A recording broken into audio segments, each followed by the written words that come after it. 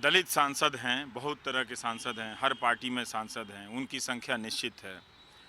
उस निश्चित संख्या से कभी ज़्यादा दलित सांसद नहीं हुए, कभी अपवाद स्वरूप हुए होंगे तो मैं माफ़ी चाहता हूँ। बहुत सारे दलित विधायक हैं, उन सब की आवाज़, उन सब के चेहरे मुझे कहीं नज़र नहीं आते हैं। वो नहीं है ना।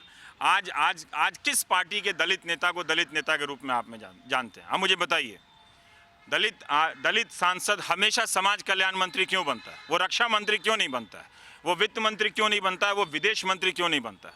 वो कानून मंत्री क्यों नहीं बनता है? मैंने तो कोई अध्ययन नहीं किया, आपको अध्ययन करना चाहिए कि क्या जितने दलित सांसद हैं उनमें से कोई लॉ नहीं पढ़ा होगा, कोई अर्थशास्त्र नहीं पढ़ा होगा? क्या वो तो अगर अगर किसी दलित सांसद को ही समाज कल्याण मंत्री बनाने के लिए वो मंत्रालय रखा हुआ है तो सबसे पहले किसी सरकार को उस मंत्रालय को भंग कर देना चाहिए। कि हम क्यों रखेंगे उसको? कि जहां एक दलित प्रतिभा किसी भी पार्टी में हो सकती है, वो क्या जाकर वहीं पहुंचेगी, वहीं उसका अंत हो जाएगा? या फिर चुनाव से पहले उसे प्रदेश अध्यक्ष बनाया जाएगा? जब चुनाव 6 महीना रह जाते हैं, 1 महीना रह जाते हैं, तब लोगों को याद आती है कि आप उसको बना रहे हैं। तो सीधा बात है कि आप उसका ये जात पात का जो एक्सचेंज प्रोग्राम चल रहा है ना, कि हमारे जात पात और आपका जात पात दे दो यार, कुछ मिल के हम वोट बैंक बन जाते हैं, कुछ मिल के तुम वोट बैंक बन जाओ। कितने लोगों को उन बातों को प्रसारित करने के लिए किया जा रहा है। आज जातिवाद बढ़ गया है, ये मुझे आजकल पता चलता है कि इसकी सबसे ज़्यादा शिकायत अपर कास्ट लोग करते हैं।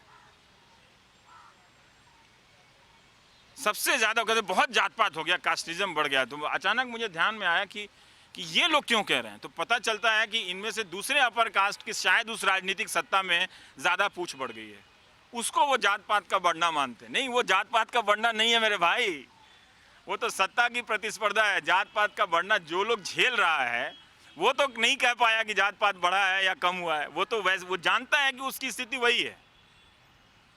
थोड़े बहुत बदलावों के बाद व्यापक स्तर पे उसकी स्थिति वही है। वो तो कभी नहीं, जो शोषित है इस पूरे स्ट्रक्चर में, क्या वो कहता मिलता है कि आजकल इनकी सरकार आने से जात पात बढ़ गया है? नहीं कहता।